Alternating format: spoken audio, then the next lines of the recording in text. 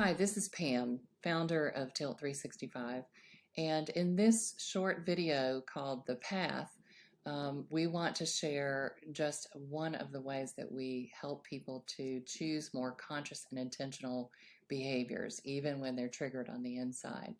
So we call this short lesson, Why Do I Sometimes React That Way?, which is the thought that happens inside of all of us when we get triggered, and we just want to walk through it.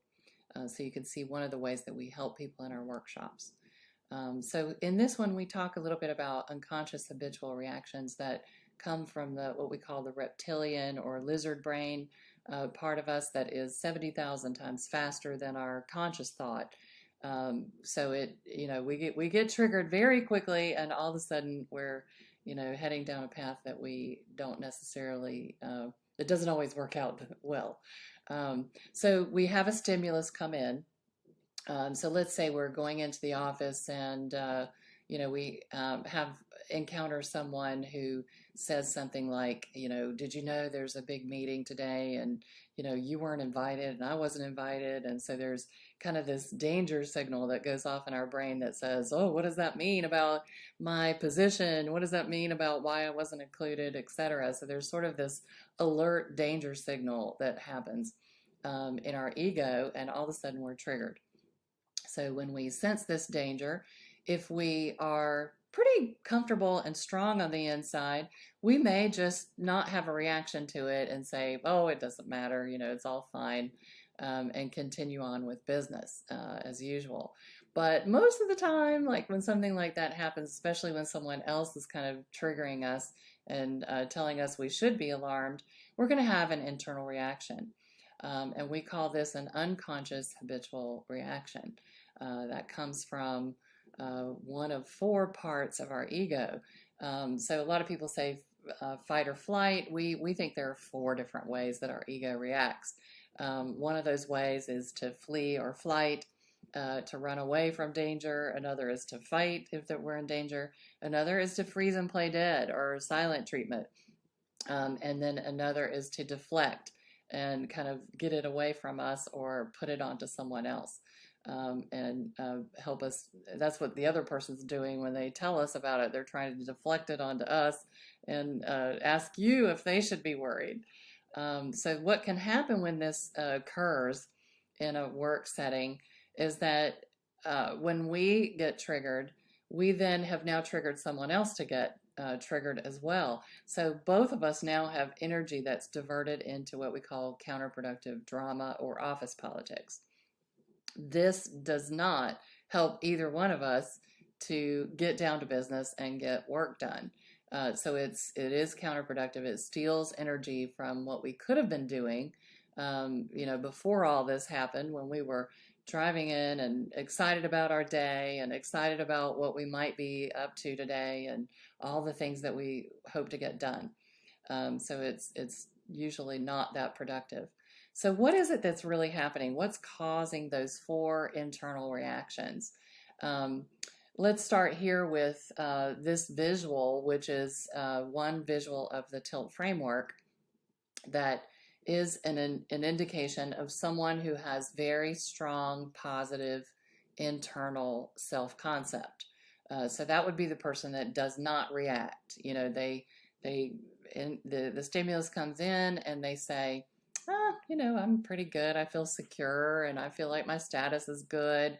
I feel like people like me generally and I accept myself and people generally accept me and I get enough attention and recognition. I don't have to be in every meeting and, I'm not concerned about my power and autonomy. I feel pretty good about that. So that's a person that, feels independent. They feel a sense of achievement. They are self-affirming and they feel generally fulfilled in these four parts of whole self. The reason we have true self in the middle is because the true self is what's happening when we're our higher self that is in that state of I'm okay and I don't need to worry about this. So this is someone who really had a good upbringing, a lot of good character development in their mentoring and parenting. And so they have a very strong sense of self. But not all of us end up with, perfect situation in our parenting and perfect situation. Our parents do the very best that they can, but most of us are imperfect, so we don't end up with 100% good feelings about all of this all the time. So let's look at what happens on the underside of this. So when our fearful self, our ego, gets triggered, here's what's really going on. So instead of feeling security and status, we feel that we might be inferior. And so the fear is like, oh, I'm not as good as those people in that meeting. Why wasn't I included? And so we are all of a sudden concerned about our status. What that triggers in us is to feel critical of, whoever invited everyone to that meeting. Why didn't they include everyone? And we may even kind of freeze and feel withdrawn and not express ourselves in this particular situation. So that's one way it shows up.